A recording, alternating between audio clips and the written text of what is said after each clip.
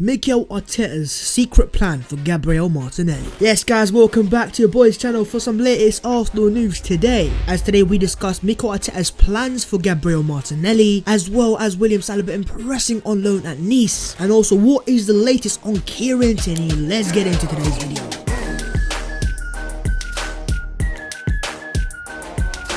Yo, what is going on guys, my name is Past14 and welcome back to your boys channel. As always, before we get into the video, make sure to go down there, smash the like button, subscribe to the channel if you are new, and let me know your thoughts in the comments as always. Without any further ado, let's get into some cheeky little Arsenal news today. Here we go. First things first, let's discuss Mikel Arteta's Gabriel Martinelli plan. I'm hearing this is a top secret, so let's keep this on low key. Now I understand a lot of Arsenal fans were very frustrated not to see him come off the bench in that horrific game against Aston Villa, and as we saw William stripped on already, we were all questioning Mikel Arteta. What are you doing? What was the Arsenal manager thinking? And why are you not bringing on Pele's godson? But all jokes aside, I do believe the injury to Thomas Partey had a massive effect, but at the same time I also believe there's something deeper down to why Arteta didn't bring on Gabriel Martinelli, and that is because I now think that Arteta kind of sees Martinelli as a potential future centre forward, and of course if that was the case, it kind of makes sense of bringing on a winger when he doesn't see Martinelli as a winger and more as a striker. Now of course, if you cast your minds back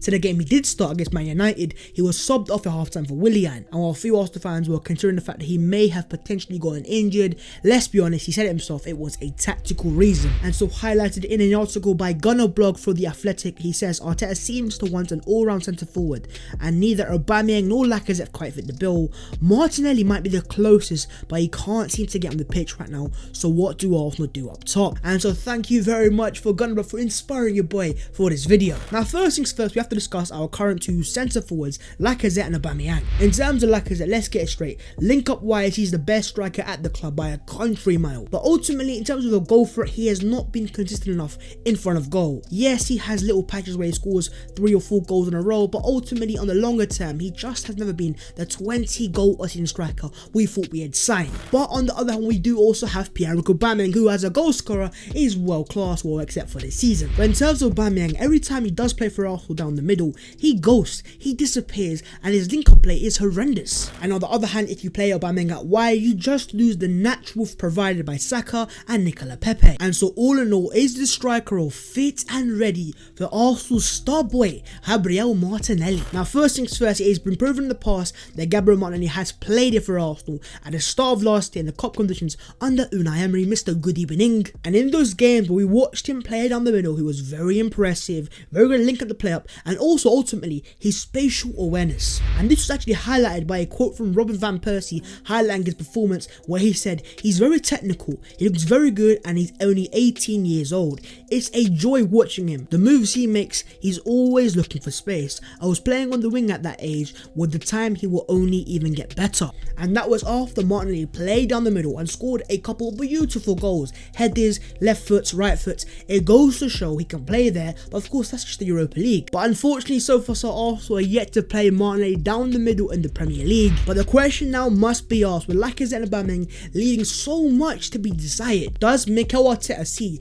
Gabriel Martinelli as a potential Arsenal centre forward? For myself personally, I do believe Martinelli's long-term future is down the middle, because what he has the hunger of goals that Aubameyang has. He wants to get in the goal sheet, he wants to get goals for days, but he also has surprisingly good strength and wants to link up play passes, and in those games in the Europa League where he played down the middle, he showed he was able and he has the facilities for it, my guys. But ultimately it's his spatial awareness, as pointed out by RVP, the Arsenal Snake. He's showing that he's able to find the space and always available for an option, which is what Arsenal want in our current centre forwards. And he also has that lightning speed, my guys. And so if you do then have a front four of Martinelli, Bukayo Saka, Nicolas Pepe, Smith Rowe, Odegaard, fluidity is there, interchangeability, but ultimately just the speed alone will have rival teams fearing. And so now we're gonna have to wait and see what the future holds for Gabriel Martinelli under Mikel Arteta, because I personally think now, don't be surprised if you see certain games where Pele's his godson, aka Babs14's quote, plays down the middle. But as always, I'd love to know your own thoughts in the comments below. Make sure to go down there and let me know what you think of Martinelli playing down the middle, and do you think he has the facilities to play in that position? Moving on, lads, to the Arsenal loan watch, because Arsenal have a few ballers out on loan, and trust me, these men are doing bits. The first player in discussion is man like Willock, man like the Mbappe of centre backs, is William Saliba, as we have to congratulate the Arsenal defender William Saliba on winning Nice's Player of the Month award in just his first month for the club. An amazing achievement for man like Willock. And I can't lie, I watched a few games of Saliba play for Nice, and while the games haven't been the best of quality, Saliba has always impressed. And here are the stats from his latest home game against Angers, with 8 clearances, 1 tackle, 2 ground duels, 3 aerial duels, 2 accurate long balls, hit the ball once, 1 successful dribble, and a very mature performance. Here's another stat to hit you guys with. Saliba so far is yet to be dribbled past in his time at Nice, which again is something you love to see. Well, I can already see the comments of people saying, but Babs, why on earth did Arsenal let go of this clearly fantastic young potential defender? Well, ultimately, while I do agree with you guys as well, I would love to have seen Saliba play for Arsenal. I think maybe for the long term of his career, this loan back could do him a world of good, and so I'm going to try to keep it positive vibes only, as much as I am distraught not to see him at Arsenal. At least Donny is balling out in France, and hopefully can continue this very good form. Another player who has started off very well, and that is Joseph Willock, as Joe Willock made his Newcastle debut starting against Southampton and scoring the opening goal of the game as 9-men Newcastle hung on for a 3-2 win. We are so proud of you at Joe Willock, and yes, we are man like Joseph. Now, of course, I did watch that game, and I was very impressed by Willock, because in that first half, not only did Newcastle lose their main striker, their main player in Callum Wilson to injury, as it pointed out there, the man were down to 9 men in the second half, obviously with 1 injury and a red card, and he was working hard. He created 2 chances, and I saw a lot of good quality and good signs from a man like Joe Willock. And this loan for me could be a massive trump for Arsenal, because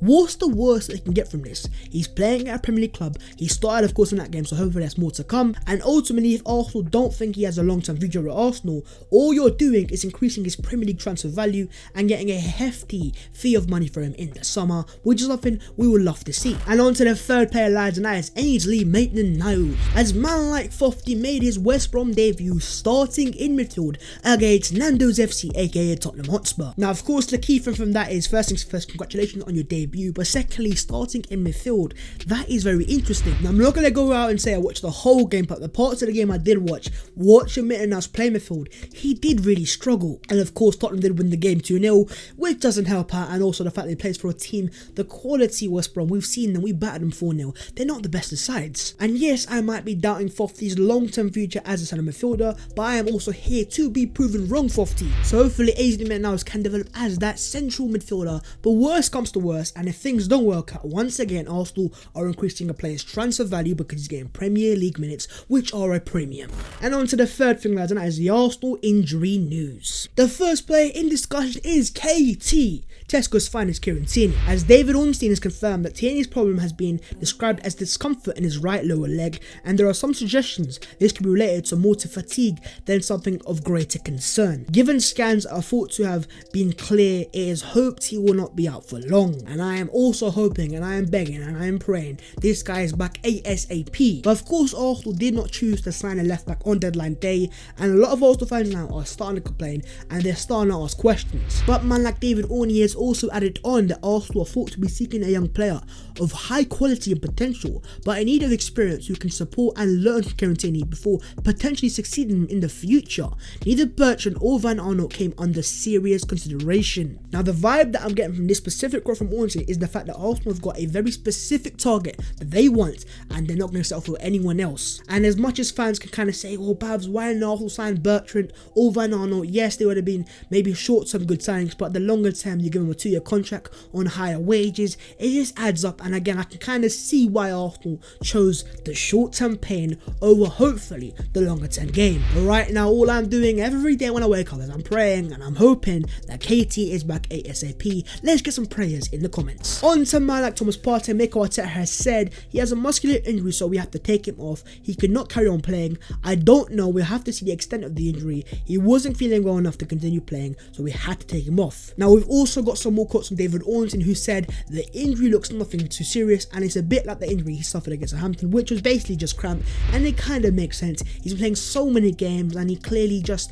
hasn't got the physique or the fitness, unfortunately, to play the 90 minutes. But if it is just cramped, Thomas Partey will be back and fit and ready for Arsenal's next game in a week's time against Leeds United, and that is something we love to see. We also have the returning David Luiz and Bernd Leno available for the game against Leeds as well, as both players have now served their 1-game suspensions. So essentially, apart from Kieran Tierney, Arsenal are now approaching a fully fit squad, which is exactly what we need, and hopefully we can kick on from here, because I am sick and tired of looking at the Premier League table and seeing Arsenal in 10th, 11th, 12th, mid-table mediocrity. I've had enough of it, my guys. Well, there you man go, the latest Arsenal news today. You have been informed. Stay tuned for some more content. But of course, if you have enjoyed the video, make sure to go down there and smash the like button, subscribe to the channel if you are new, and let me know your thoughts in the comments as always. Also, do your boy a massive gargantuan favor and follow all my social media. The links are in the description below. But there you man go, the latest Arsenal news today, and hopefully now, after get Tierney back